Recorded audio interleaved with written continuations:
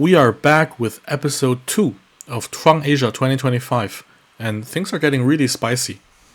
In this episode, we will find out who will be the center of the theme song, and also we'll take a look at the first official voting results. Let's dive right into it. We kick off things where we left off last week, which is the grading of Omar. And I kind of predicted it in the last review that Omar is probably getting an A. By the way, you can check out the review here if you haven't. And he actually got it. But I'm also glad that he's not really overconfident or overzealous. He knows he has to really put in the hard work to maintain and justify this ranking. But I mean, he's 15 and that attitude is already quite good. So after this, we continue with the groups. And I wasn't expecting to put this group first. But oh boy, here we have fan favorite Hu Yetao. And I haven't actually watched too many of his performances, so when I saw his dancing, especially the extra show, I was really impressed. Like, it's not him just being pretty, he actually is really skilled. I mean, I'm sure after this performance, BamBam wasn't the only one who was questioning his sexuality.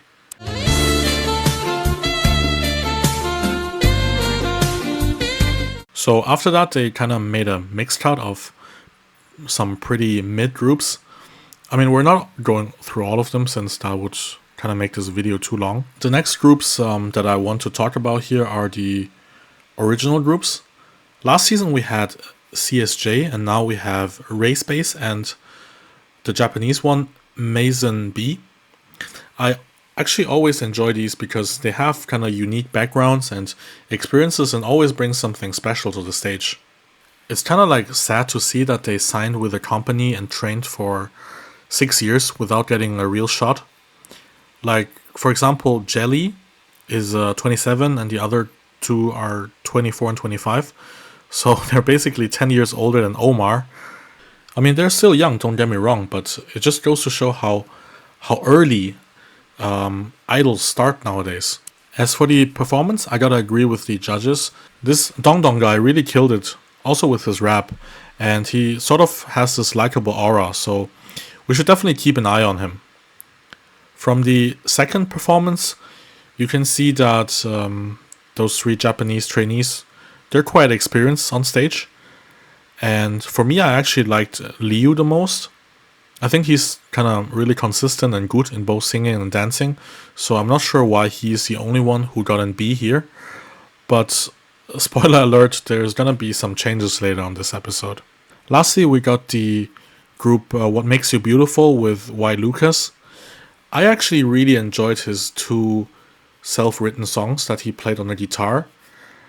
But I have to agree with this other trainee that without the guitar, he still seems a little bit uncomfortable and doesn't know what to do with the hands. But it's quite normal for a musician who's trying to transition to being an idol, so I wouldn't worry too much right now. Going into the second part of the episode, we finally got to see the theme song called Skyline, performed by BamBam. I kind of like the song more than the theme song from last year, to be honest. It feels like an actual song with an actual message, and people putting their effort into it. And with this, they also introduced this concept of the 3 center positions. So basically the contestants can choose between visual, dance and vocals, and each group will be judged based on that and have their own center. So I'm actually not sure with this one. Like, I feel they're trying too hard to innovate. I mean, even one of the judges later said, oh, now it's the dance group, let's suddenly forget about the vocals. So they themselves even have difficulties switching between the criterias. But yeah, let me know in the comments below what you think about having 3 different centers. After dividing into groups, we finally get to see some of the coaching sessions of each coach. So you have Yaya for visual, BamBam for dance, and Tia Ray and Jeff for vocals here. By the way, have you noticed when they split the vocal coaching between Chinese and English, there were like 20 to 30 people in the Chinese coaching and only 8 in the English. Like, I always thought it was like around 50-50, but maybe the other nationalities all chose dance. Yeah, I don't know. It looks like there are only Thai trainees and Hongjin with Jeff. But yeah, it was just nice to see how each of the coaches were coaching in a different way. And I never heard of this mixed vocal thing that Jeff was talking about, so I even learned something new. Before we move on to the final results for Who is the Center, let's talk a bit about some of the promotions and demotions that happened at the end of the episode.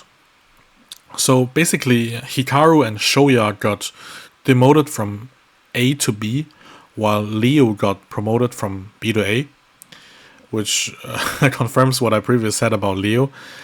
And then WhyLucas got demoted from A to C. Like, come on, that was kind of unnecessary, right? I mean, I know he kind of fumbled the vocal part of the theme song, but that's a little bit too brutal. Also, Alton Ang going from B to F, just because he put some of his kung fu moves into the dance, is a little bit harsh, but okay. On the other hand, we also have some people moving up. I mean, way less than the other way around, but still. Koshin more than deservingly from B to C. Actually, B plus even, as the coach has said. And of course, Xiong from B to A, where he belongs. Now for these three center positions, we have Yao Zihao for dance, which was kind of surprising since there was also Dorn and Shoya, but he did a good job and the song kind of suits his uplifting personality. For the vocal part, Tio winning was kind of expected since he is, in my opinion, the strongest trainee in terms of skill. I actually hope that Tio will get more screen time, to be honest. Same with Dorn.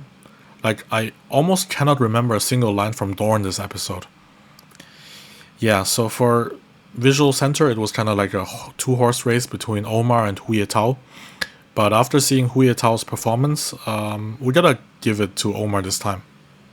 Last but not least, let's take a look at the current rankings as promised. So on the bottom ranks here, I can see Shoya on the last page. Also, Leo on 47 is criminally low. I gotta say, though, that contestants without prior fan base always struggle in the beginning, but tend to catch up, so I'm expecting both of them fully to jump higher in the coming weeks.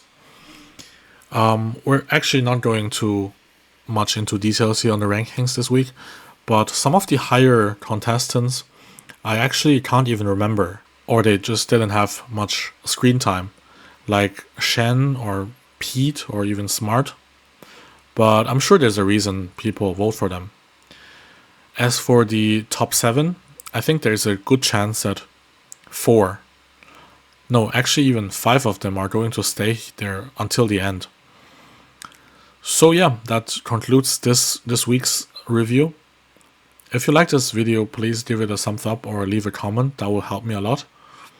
And next week we will have the first public stage, so definitely stay tuned and see you next time.